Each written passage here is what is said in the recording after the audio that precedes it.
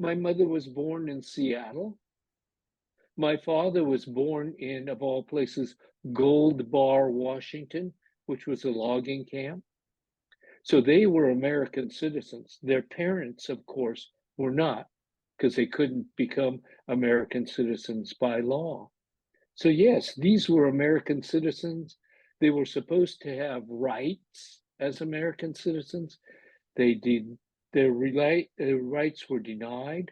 They were picked up on a corner in Seattle with I believe it was either an army truck or a bus. I don't know what kind of vehicle picked them up, and they were taken to the Puyallup Fairgrounds, which is about 30 miles south of Seattle, and the state fair was there every year, and it had barbed wire, machine gun nests, and guard towers, and they were given a place to live in in the grandstand area. Some of the people, bachelors, lived in the horse stalls, the animal stalls. My cousin, she was quarantined because she had the measles, so she had to go to an animal stall and be there until the quarantine was over for her. They were at Puyallup, which was called Camp Harmony, of all things. Uh, they were there for 9 months and then taken to the Minidoka War Relocation Camp. And it was basically a concentration camp. It had guard towers, barbed wire, mess halls, barracks, and they lived in Block 26, Barracks 2. My brother was born there in December of 42, and I was born in 1945, but there was a miscarriage in between. So it was not a happy place. Um, my parents, grandparents were there, and our relatives who were on in America were all either at Minidoka or Tule Lake concentration camp in California. Again, there were no crimes committed. So they were put into the camp. They were there for about 3.5 years. We returned to Seattle in 1945, I think in September or October. We were the last family groups to be released because my father went to Seattle and couldn't find any housing. And so he came back and we just stayed there and they kicked us out. And my mother used to say, they put us in there and we didn't want to be there. And they kicked us out and we had nowhere to go. And that was essentially it. They gave us $25 and either a bus ticket or a train ticket to go wherever we wanted. And we returned to Seattle and we managed to live in a friend's basement for several months because there was a shortage of housing and because there were real estate restrictions, just discrimination. Japanese couldn't get housing just anywhere. They kept you close to Japantown, the central area, and the marginal parts of town, Skid Row. So this is where Japanese could live, and we lived in the marginal part of town, very close to Japantown or Chinatown, which were essentially ghettos. It's just the life we had to live. We had no choice. No choice. You look right now, it's not the same. Like Mark Twain said, history doesn't repeat itself, but it rhymes. So what we see is some rhyming. You just take a look at what's going on at the borders. These are not citizens, of course. Uh, the some of our people were not citizens too, but these people are being housed. they're behind razor wire. Uh, they're not treated well, and it's not the same, but it's similar because they're not citizens. Uh, you look at citizens, and I believe it was the 1920s that Native Americans could get citizenship. A reservation is nothing more than a camp.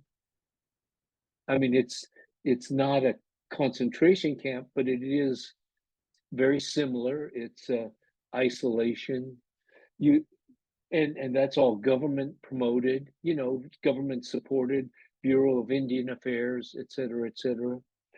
And so, yes, this is a part of America that there are actually at least two different Americas. One has less justice in it, and laws and rules and discrimination maintain that.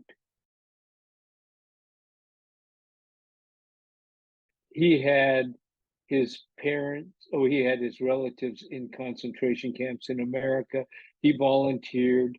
They went and rescued the Texas Lost Battalion, the 442 did, and they lost more people than they rescued in the attempt.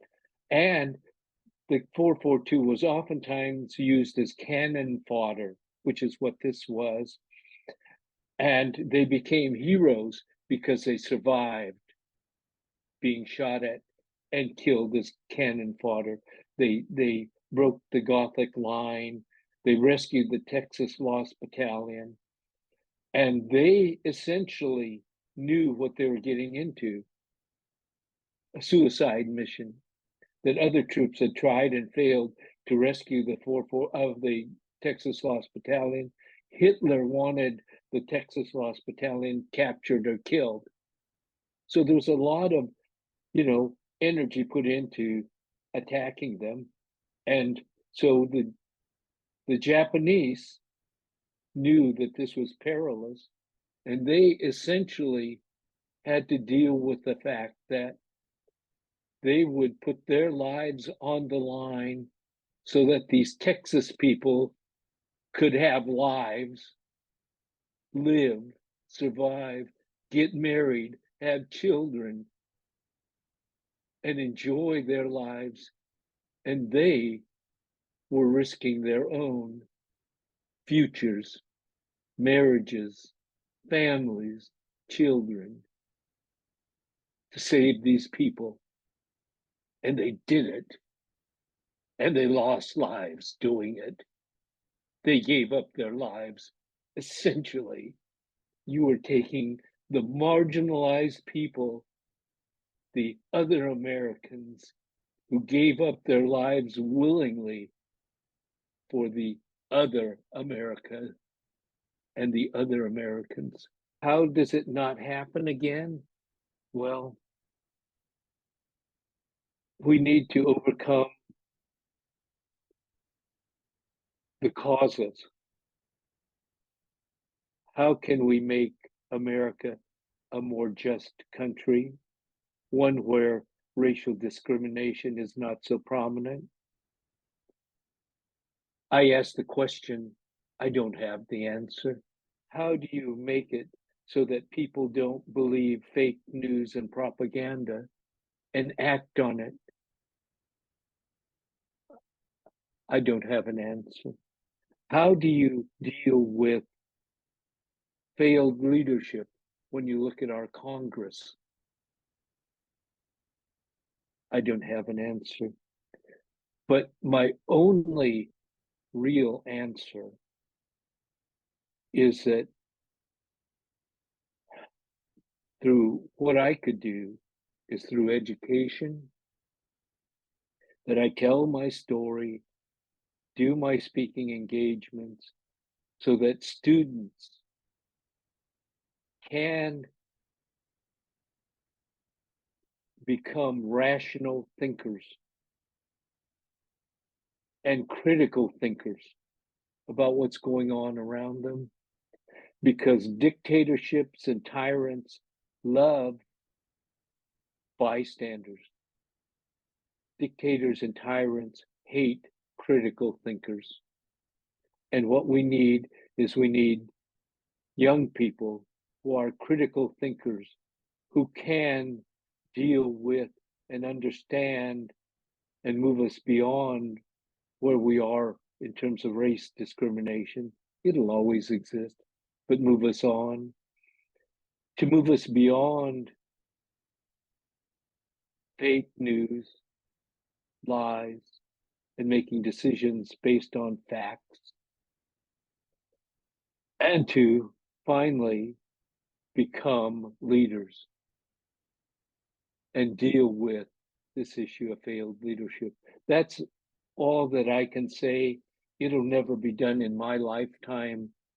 I say what I say in hopes that others will pick up the baton. There are at least two different Americas, one with less justice. And it shouldn't be that way. That we should be working for liberty and justice for all. Is that a novel thought? It should be something that we keep in the front of our minds always as we look at what's happening around us, and to do something, to take action and do something for justice. That's what I would ask people, whether it's to march, make a contribution to something, write a letter, stand up, but do something for justice, because only that way will America be a better place, and liberty and justice for all will be more than just for a certain group.